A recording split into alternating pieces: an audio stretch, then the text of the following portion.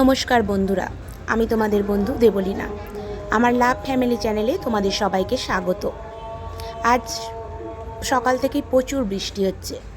তো বৃষ্টির দিন মানে বুঝতেই পারছো, বাঙালি যেহেতু, তো বৃষ্টির দিন বাঙালি কিছু করার নেই। আর তো ভাবলাম একটুখানি খিচুড়ি বসিয়ে দিই। তো খিচুড়ি বসাতে যেহেতু হবেই, কর্তামশাইকেও জিজ্ঞাসা করলাম, বললো ঠিক আছে বসাও।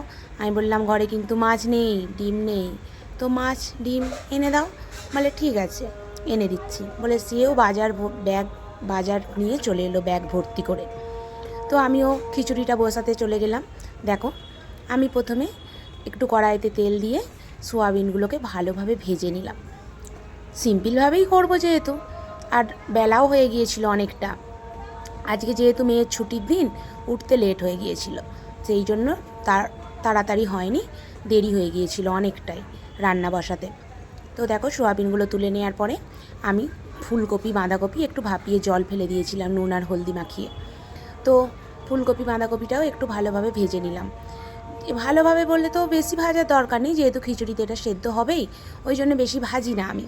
তবে তোমরা কেমন করে করো প্লিজ আমাকে কমেন্টে জানিও। দেখো, আমার আরও যা সবজি ছিল, বিন কড়াই, বরবটি, বিট, গাজর, সব রকমের সবজি দিয়েইছিলাম আমি। খিচুড়িতে যত সবজি দেওয়া যায় ততই না হয় আমার ভালো লাগে।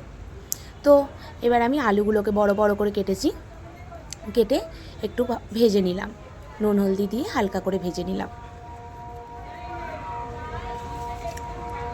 তো ভাজার পর আমার কড়াইতে দেখছো তেল রয়েই গেছে, সেই তেলটা তোলার প্রয়োজন নেই, এতে আমি মশলাটা কষাবো। দেখো, আমি মশলাটা কষানোর জন্য 2-3টে তেজপাতা দিয়ে দিয়েছি আর সামান্য গোটা জিরে দেওয়ার পর আমি কেটে রেখেছিলাম কুচি কুচি করে পেঁয়াজগুলো, সেই পেঁয়াজগুলোকে আমি দিয়ে দিচ্ছি।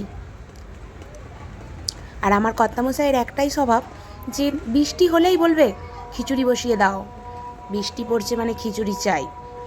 আমি মাঝে মাঝে রাগ করি, রোজ রোজ কারো ভালো লাগে বলো দেখি? তো আজকে বৃষ্টিটাই ভালোই পড়ছে বলে আমারও শখ গেল, না বসাই। তো এতে আমি দিয়ে দিলাম, দেখেছো, একটু টমেটো আর পেঁয়াজটা একটু ভালোভাবে ভাজা হয়ে গেল মোটামুটিভাবে। তারপরে আমি এতে কাঁচা লঙ্কা, আদা আর রসুনটা বেটে রেখে দিয়েছিলাম। তো কাঁচা লঙ্কা, আদা, রসুনটাকে বেটে রাখাটা সেটাকে ভালোভাবে ভেজে নিয়েছি। একটু হালকাভাবে ভেজে নিতে হবে, রসুনটার তো একটা গন্ধ থাকে, সেই গন্ধটা যাতে চলে যায়।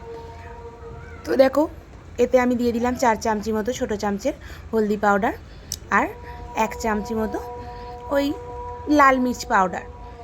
কেননা আমি কাঁচা লঙ্কা দিয়েছিলাম, আমার যতটা প্রয়োজন ততটা আমি দিয়েছিলাম। এর সাথে আমি একটু নুন অ্যাড করে দিয়েছি। তো আমার কাছে একটাই কথা বলার, আমি যেহেতু সবজিগুলো ভেজেছিলাম নুন দিয়েই, নুনটা সেইভাবে স্বাদ মতো পরিমাণ মতো দেবে যে যার।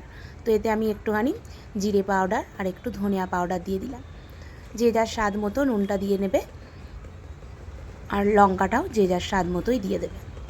তো দেখো, আমি ভালোভাবে মশলাটাকে ভেজে নিচ্ছি নেড়েচে। তো এতক্ষণ মশলাটা ভাজার পরে একটু জল দিতে হবে, আমি ওই জন্য মিক্সার জার ধোয়া জলটা একটু দিয়ে দিলাম। যেহেতু ওতে একটু মশলা লেগে আছে, মশলাটা কেন ফেলবো, শুধু ফেলে নষ্ট করতে কারো ভালো লাগে? আমার তো একদম ভালো লাগে না, আর আমি ফেলে নষ্টও করি না। তো দেখো, মশলাটা ভালোভাবে কষানো হচ্ছে,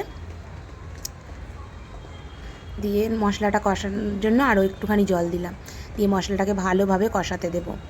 দেখো, মশলাটা থেকে আমার কিন্তু তেল ছাড়তে লেগে গেছে।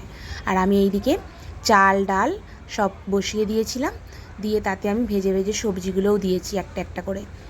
তো দেখো, মশলাটাকেও কিন্তু আমি এতে দিয়ে দিলাম, দিয়ে এবার ভালোভাবে নাড়বো। আমি ইন্ডাকশানটা ব্যবহার করি, কারণটা হচ্ছে গ্যাস তোলার অসুবিধা হয় আমার, যেহেতু আমার ওপরে ঘর, গ্যাসটা তুলতে অসুবিধা হয়। আর ইন্ডাকশানটা আছে আমার, সব কিছু স্টিলেরও আছে, আমি ইন্ডাকশানটা একটু বেশি ব্যবহার করি। তবে আমার সবজিপাতি করতে গেলে আমি গ্যাসটা ব্যবহার করি। তো দেখো, আমার খিচুড়ি প্রায় হতেই চলেছে, কীরমভাবে ফুটছে, কালারটাও এসছে খুব সুন্দর, আর একটা স্মেল আসছে এত সুন্দর। তো দেখো, আমার এটা প্রায় লাস্টের দিকে, আমি একটা ডিমকে ফাটিয়ে দিয়ে দিয়েছি। ডিমটা যখন দেবে না তোমরা, ভালোভাবে নাড়াচাড়া করতে লাগবে।